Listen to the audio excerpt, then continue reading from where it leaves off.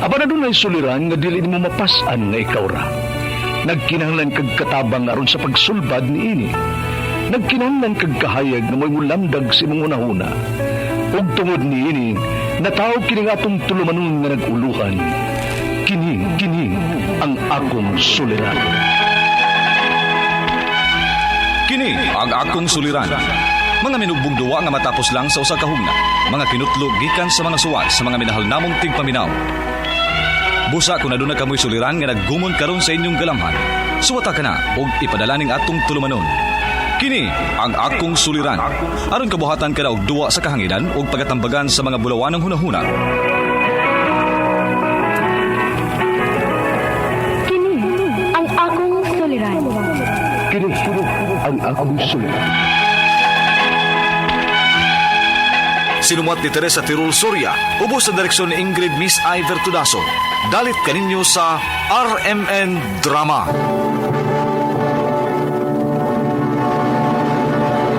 Recorded by X Thunder Gaming.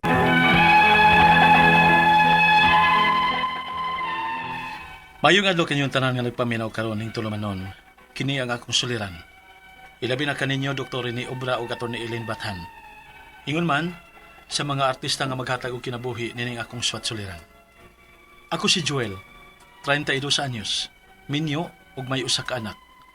Punto medikal kining akong suliran. Kabahin kini sa akong gipamati. Kay pagkabata nako, basta mainitan ko, maglain dayon ang akong lawas. Aron inyong hisabtan, ingon ini ang mga panghitabo.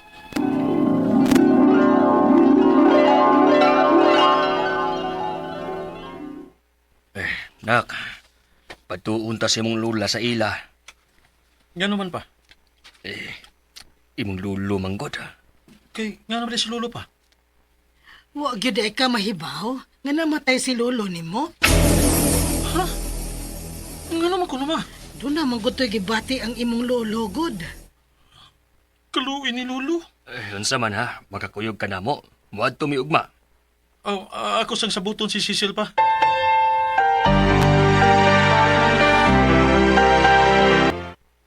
Nya maadto ka? Kinahanglan gyud kang matuta sila Lola. Suod ba kay ni Lolo sa bata pa ko. Pinanggabay kay ko niya. Walang ganun ko'y kalibutan nga nasakit na din siya. Kaya kung naibaw pa ko, muduaw ko niya. Kanus man mo mga to? Basta ha, ayaw biya yung painit. Maglain na bagyo diretsyo ng lawas ni mo basta mainta ka. Para magkagalit sa init. Basta, hindi kang kumpiyansa ha. Salamat siya.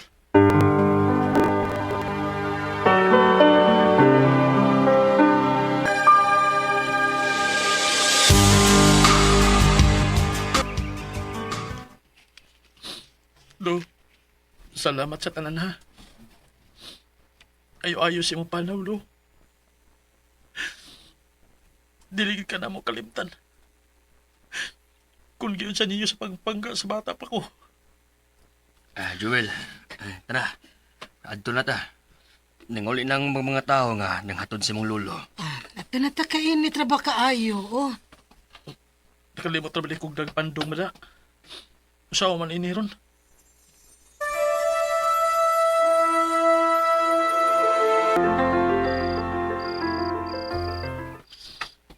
Ay, agay. Oh, nga naman ka. Katuog na Joel, gabiin na ba kayo? Di ko makatug. Kay labad king akong uho. Nainitan mga kaganina, God. Nga no gikan ni pa no? Dili masag ko high blood. Kay normal naman ang akong BP. Daan naman gud na pagbata nimo, basta mainitan ka maglain dayon nimong lawas. Unya, ang una nimong bation kay paglabad si mong o. Wow, lagi pa.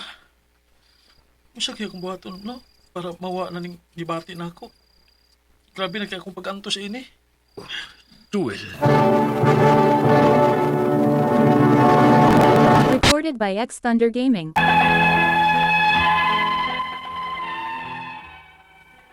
Mao gini akong problema.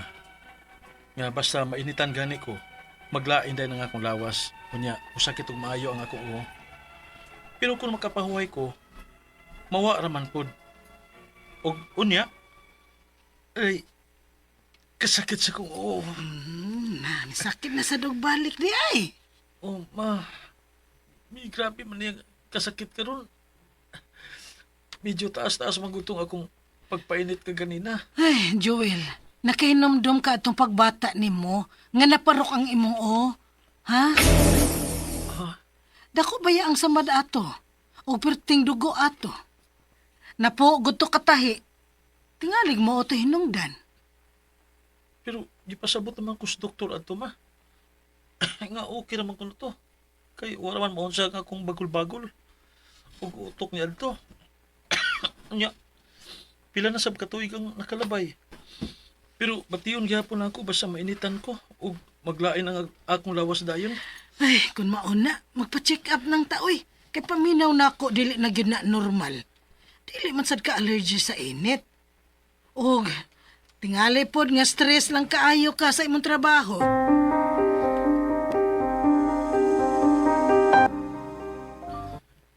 Base sab siguro sa stress po ni. Kay basta ma-stress ko, maglabad man dahil ang akong uho. Pero sige gyapon ko trabaho. Joel? Kumusta naman ka? Medyo nawa naman sakit ko nga nakauli na ko sa ato, nakapahuhay ko. May hinuon. Pero, unsa man ha? Wa kay plano nga magpa-check up, ana. Aron sa pagsiguro pa. Mo sablagin akong maghihunaw na. Eh siyempre, gamay para bang atong anak.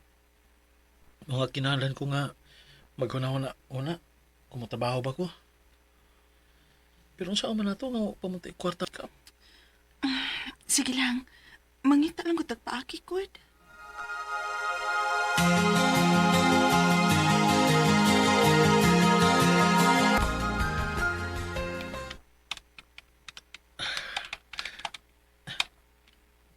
Sa man eh.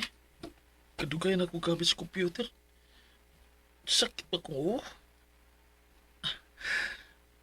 Sa radiation ka eh. Yay. Sakit sa kong uho. Cecil! Tabagi ko, sakit akong uho. Cecil! Joel? Joel, naunsa ka? Sakit akong uho. Ha? Tabagi ko. Ituyok ang akong pananaw. Joel!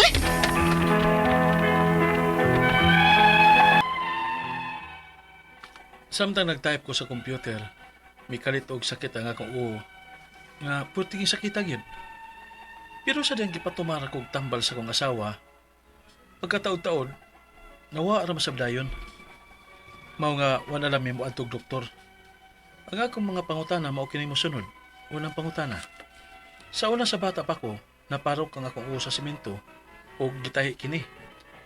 Posible ba nga doon na kini kadaot ang akong uho? Kay magsige magsakit. Ikaduhang pangutana. Basta mainitan ko, maglain dahil ang akong lawas. Nya, bulabad ang akong uho. Allergy ba ko sa init sa adlaw? Ikatulong pangutana.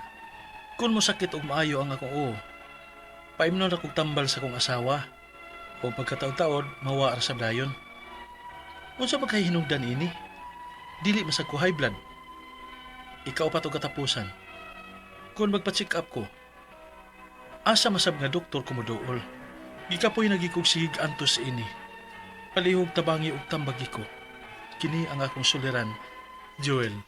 Mayong adlaw mga suking tigpaminaw din sa tong programa kini nga akong suliran. Ani na sab ako si Dr. Rene Obra makiguban kaninyo karong adlaw. Ako motambag sa inyong mga medical, psychological, emotional, behavioral ug mga drug related yung mga problema kay medical doctor, psychiatrist ug drug addiction specialist man ako.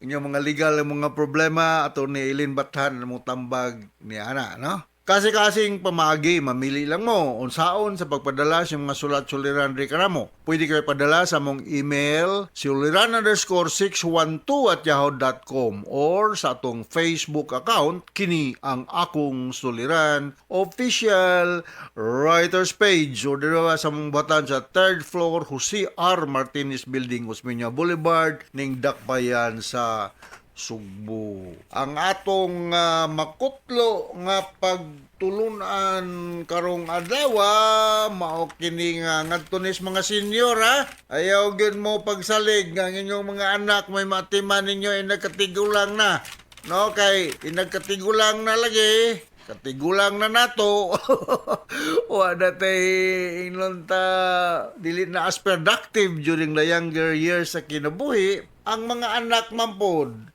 mabot na kag 70, 80, 90 o sa gatos bron, ang mga anak na naman po na sila yung mga pamilya. So, first priority na sa dagilang pamilya. So, anagay ko mo sa ikaw nga nag-senior na naagyo po kay pundo sa bangko. Nga to sa mga naay mga pensyon, dili man tingali ni problema kayo. Pero katong way mga SSS o JSIS pension, mas mahigog na amoy gamay nga tigom-tigom diha pangandam sa mga gastuhanan later on, more on medical problem. Kay whether we like it or not, as we grow older, daghan na gitag mga medical ng mga problema, no? Taas ng blood sugar, taas ng kolesterol, taas ng tanan ng taas, ha?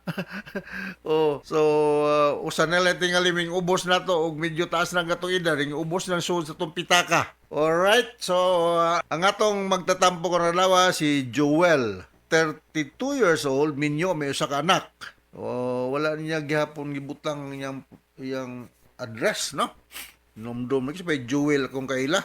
Di ko kailang Joel dia sa Green Hills, San Fernando, no? Musta naman dahil yung mga kanding na Joel, dagana, yung baka, si Pitoy, o si Eric, o si Lorna Manugas sa sangat. Atong mga kanhi mga empleyado da sa Vicente Soto Memorial Medical Center niya nagkatanawan ako ninyo mga ngan. Si Joy Alo, Susit Colina, Malu Bakalan, Lulu Nietes ug si Rob Villasiran, no? Ayong pagpaminaw ug sa mga taga-sugod Southern Leyte. Maadjong adlaw ninyong tanan dia. Usabon ako ni greetings mga taga sa may Maabag, Pilar Camotes, ug sa Agsungot, Cebu City, si Jess Borja o iyang asawa, o si Winnie Baltonado. When da kay magdire sa akong car, magkita niya ta ako ning ihatag nimo. Uban ni si Winnie Baltonado ni Ma'am Gigi Olis, no? Atong presidente sa Council of Lions Club President, no? Kining uban sunod na naman pod, no? Kay para taas-taas akong mga istorya sa problema ni Joel, no? So unang unang pangutan na damage na ang akong ulo kay magsigi man og sakit karon. Kuan na edad ni Joel, 32, nya bata pa ka, dugay-dugay na to, more than 20 years ago, no? Dili ta maka-roll out nga kay damage ato, pero 20 years ago, murag dili na tingali to may inunta hinungdan nganong mosakit ang imong ulo. Duhara ka klase nganong mulabad man ang atong ulo or mosakit atong ulo, due to stress, kay maka-cause man stress ug contraction sa mga muscle sa atong head area, especially the occipital muscle kanang likod bitaw sa atong liog, manindot ka na pisil-pisilo nga may stress ka, gikapoy ka, daghang kag problema sa opisina, magpamassage mao na nindot. Unya another reason is migraine. Unsa man ang migraine na maka-cause ni siya sakit or labad sa ulo, kay naay abnormalidad sa pagdaloy or pagdagan sa dugo dang area due to many reasons, no? Injury, sa imo kay naparok man ka, infection, tumor, whatever, no? So, kining mayong posible ba? May ko possible, but considering the duration or ang kadugayon na nitong hitabo kay bata man kakaniadto, murag dili na siguro to may hinungdan kay kung mo pa to hinungdan basin og na kay mga neurological deficit, no? Dili magkakamaglisod og istorya, di magkakamaglisod og lakaw, whatever. So wala na to siya, Joel, no? Kalimti na tong naparok ka. Ako kadaghan ko naparok. Naigo kanina akong ulo og kanang kuan sa syatom. Kako kanang dula sa una syatom. Kanang nay bunala ng kahoy nga gamay sa taas nga kahoy nya Mo ito dula no sa una to sugod Southern Leyte siya to masta diri tugpa ang kahoy sa kong ulo perting dugo. Okay naman buhi pa man ko antud karon. Okay, kaduhang pangutana. Basta mainitan ko, maglain dayon ang akong lawas, mulabad ang akong ulo, allergy ba ko sa init sa adlaw? Sobra sa init, no? Kita na kinanglabi at ang init sa adlaw, kay kanang init sa adlaw, naghatag na to og vitamin D. Pero kung sobra ra po ka mainitan, ma-heat stroke ka. Remember, our normal body temperature is 36.5 to 37.5 degrees Celsius. More than that, pwede ka mag-heat stroke. Kung 39, 40, no? Mga na nga, sobra kainit ang panahon, kung as much as possible, maglikay ta nga dili ta ma-expose directly sa init sa adlaw. Ito, allergy ka, I don't think so, no? Kuan lang yun. Ayaw lang pong pagpainit. Kung pananglitag na agad kay buhaton nga, kinanglang yun kang ma-expose sa init sa adlaw, magkalo, god, no? O magmotor magani ka, mag-helmet, no? Kay ako maning ako ni usahay mag travel ko magkalo-kalo man ko.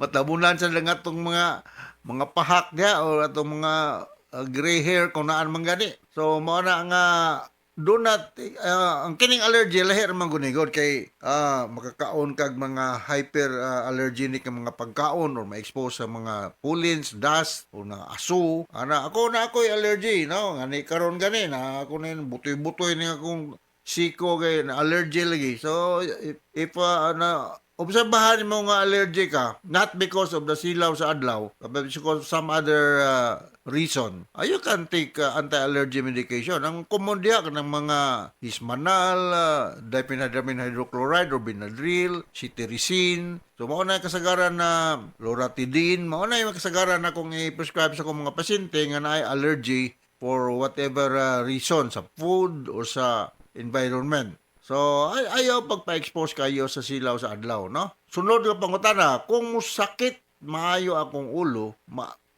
paimnon ra kog tambal sa akong asawa og inig taud-taud, mawala. Unsa man gyud kahay hinungdan ani dili sab ko high blood. O amo na untay akong ingon dili ba ka high blood. So ang natong normal blood pressure 120/80 millimeters mercury. Kung dili ka high blood, so maybe naagyo kay headache. 80% sa mga pasyente mga tos clinic headache ang usa sa mga problema. So kung naa kay headache, painom kasi imong mapinanggaon nga asawa o analgesic, mamnay tawag na to sa tambal nga makaali or makahupay sa labad o sakit, much better, no? Mas maayos yung gipapisil-pisil na si mong asawa, Joel, no? Kaya para nga mawa. O sa may mga analgesic available sa itong mga butika. Non-opioid analgesic, pinaka-common, kining paracetamol, mefenamic acid, acetaminophen, ibuprofen. Mo na yung mga inato nga mga panghupay sa sakit. Kung pananglitan, di na yun daan aning mga non-opioid analgesic. Ako sa akong clinic, sometimes I'm dealing with mga intractable pain sa mga pasyente nga may mga PTSD, may mga malignancy. So I prescribe opioid analgesic, no? Kung nakadaghanan akong istorya, tramadol, oxycodone, morphine, no? Moresita ko na. These are mga potent analgesic nga makahupay. Pero kung madara og mga paracetamol, mefenamic, mas maayo ra. Mobic, ha? Wala kong gitagaan ni Dr. Susi Sinisa og Mobic, kinalisa akong abaga. Nalisa ako ba nag-drive ko? Naigo, bitaw ko kanang lubak nga, ning lukso akong sakyanan, natuyo kong nabila, nalisa akong rotator cuff man ko na, kung ipakitag orthopedic nga doktor. Pero okay naman po, malihok-lihok. So, you can take analgesic anytime, no? Sunod nga concern, kung magpa-check up ko, asa man sab ko mo dool, gikapoy na gikong antos na akong problema ka, no? So, any medical doctor, no? Not necessarily nga neurologist. Pero kung na neurologist, mas maayo. Pero any medical doctor can prescribe you an analgesic, no? Wa man mo gisuwat ang imong address sa Joel, no? Kaya kung nara ka Cebu, pwede ka mga tos clinic. Ano ito, bisitahan tagag analgesic, no? Kung nakay kwarta, babayron ta ka. Pero kung kay kwarta, okay ra, resita naman. Okay? So, papisil-pisil na si mong asawa, no? Makahupay biya po sakit ning labi gwapa ang mapisil-pisil sa atong ulo, ha? Alright, so hinaw kasabot ka sa kong speaker ni mo, Joel, o ganito sa libuan, millions nga naminaw sa atong programa kini nga kong suliran. Thank you very much. Asa naman ditong lista nako sa mga taga San Ramon, sa to? Don Ramon Abuitis. Katong nag-medical mission magud mi dito bago lang. Pero to, Don Ramon Abuitis Foundation sa may Danau. Naman to, nawa man. Anyway, diya sa Ginsay, ha? Kanang barangay Ginsay, Ramon Abuitis Foundation, Danau City. Diha may bago lang mi diha. Nagkuan mi, medical mission sa Lions Club International, ipanguruhan ni Danny Donairi, ha? So dito mi, nawa mo to akong lista. Basta kay maayo na siya. Perminis lang minaw na to ako lang tong kuanon sir. Basi asa to nabutang tong listahan sa inyong mga pangalan. Pero ngadto sa tanan nga mga pasyente o staff sa Ramon Dorano Foundation sa Barangay Ginsay. Ako si Dr. Rene Obra, usa ko sa mga Lions diha natong usa tong adlaw bago lang. Salamat kayo sa makanunayan yung pagpaminaw sa mga RMN program, no? Okay, so gikan re sa among estasyonan. Once again, ako si Dr. Rene Obra. Thank you very much. Hantod sa atong panag tigum-tigum. Basta, bye-bye!